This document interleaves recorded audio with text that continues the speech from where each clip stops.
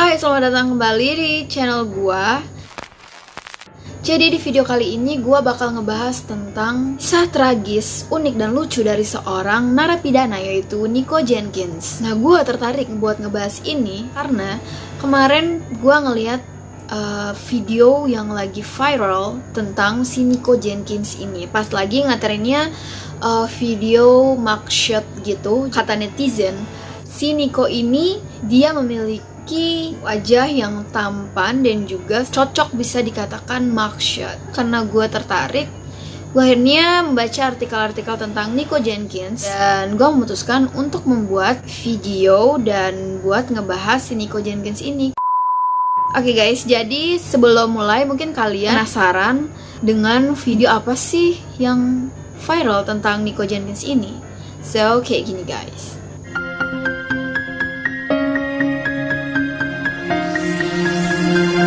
I love the way you activate your hips and push your ass out. Gotta put the roll in so bad I'm about to pass out. Wanna dig you, and I can't even lie about it, baby. Just alleviate your clothes, I'm the fly about it. Catch you.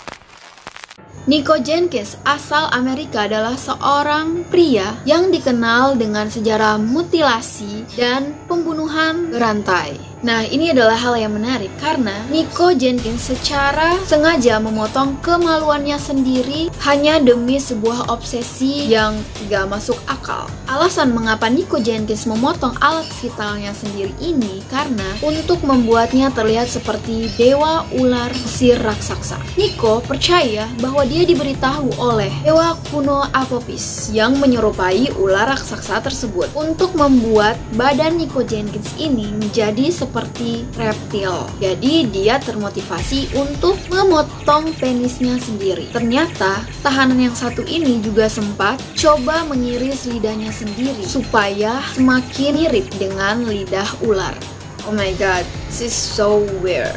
Selain itu, Nico Jenkins ini terobsesi dengan tato. Ia melakukan mutilasi tersebut hanya beberapa bulan setelah ia berupaya mengukir tato tulisan angka 666 atau 666 di dahinya sendiri. Nah, terus hal yang lucunya itu saat dia mengukir tato di dahinya, dia lupa untuk melihat ke cermin. Dan alhasil, tato yang dia ukir itu bukan angka 6, tapi malah angka 9 atau 999. Sipir dalam penjara tersebut mengaku gak percaya bagaimana tahanan ini bisa menyembunyikan pisau ke dalam sel penjara. Akibat tindakan nekatnya itu, akhirnya Jenkins menerima 27 jahitan di wajahnya. Namun ketika diperiksa oleh psikiater, ternyata Jenkins ini adalah seorang penderita skizofrenia. Ada juga dugaan bahwa Jenkins ini sengaja ingin melukai dirinya sebelum menghadapi sidang hukuman mati. Mengapa Nico Jenkins akan disidang hukuman mati?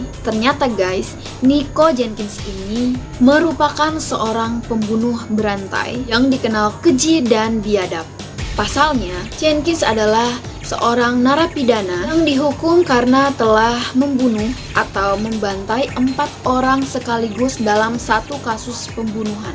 Dan ternyata pada tahun 2003, Nico Jenkins pernah masuk penjara dengan 2 kasus pembajakan mobil dan 2 kasus serangan. Pada bulan Agustus 2013, Jenkins melakukan pembunuhan, yaitu menembaki atau membunuh orang yang tidak ia kenali, yaitu Juan Uripena dan George Kajiga Ruizon menggunakan senapan 12 gauge gergaji. Mayat mereka berdua ditemukan oleh seorang petugas patroli di sebuah truk pick-up Ford dan di Spring Lake Park. 8 hari kemudian, pegawai dari toko serba ada menemukan mayat di luar gergaji garasi dengan luka tembak di punggung. Dan ternyata mayat tersebut adalah Curtis Bradford, pria yang ia kenal dari penjara yang dibunuh oleh Nico Jenkins. Dan pria tersebut merupakan satu-satunya pria yang dibunuh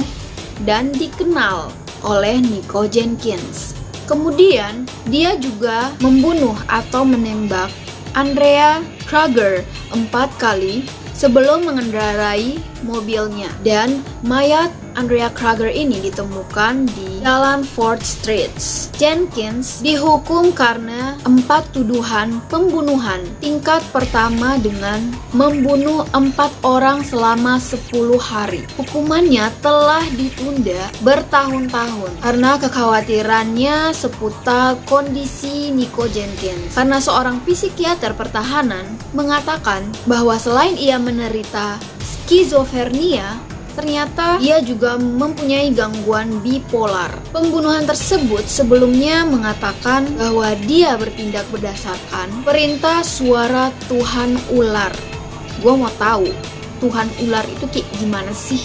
Namun psikiater dilema karena apakah si Nico Jenkins ini merupakan penderita skizofrenia asli atau bukan. Meski akhirnya dia dianggap cukup kompeten untuk diadili. Saat Jenkins mendapat hukuman mati, Hakim Peter Bataillon mengatakan bahwa keputusannya tersebut telah memperhitungkan sejarah kekerasannya dan juga karena penyesalannya. Hakim mengatakan bahwa masing-masing pembunuhan itu adalah serangan yang disengaja dan direncanakan oleh Nico Jenkins. Nah guys, hal mengejutkan lainnya, Dawn Arguello, pengacara dalam sukarelawan untuk pendampingan advokasi narapidana hukum mati ini jatuh cinta kepada Nico Jenkins yang menunggu untuk jadwal hukuman mati. Bahkan, Dawn Arguello berencana menikahi napi gila ini yang membunuh 4 orang dalam 10 hari di Nebraska.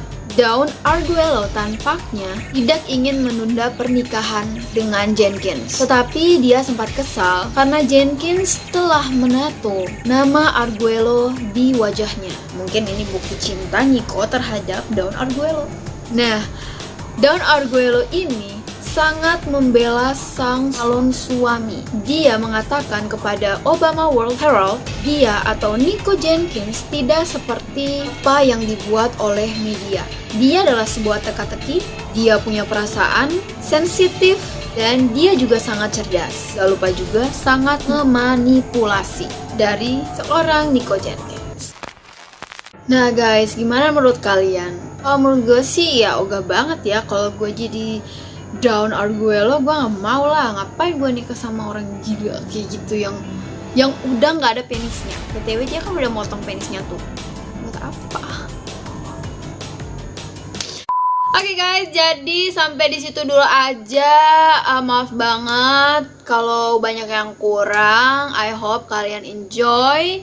And jangan lupa juga buat di like, comment, and subscribe, dan di share juga buat teman-teman kalian yang butuh informasi tentang Nico Jenkins ini. Mungkin seenggaknya sedikit membantu. So, sampai jumpa di video berikutnya. And terima kasih telah menonton. Bye!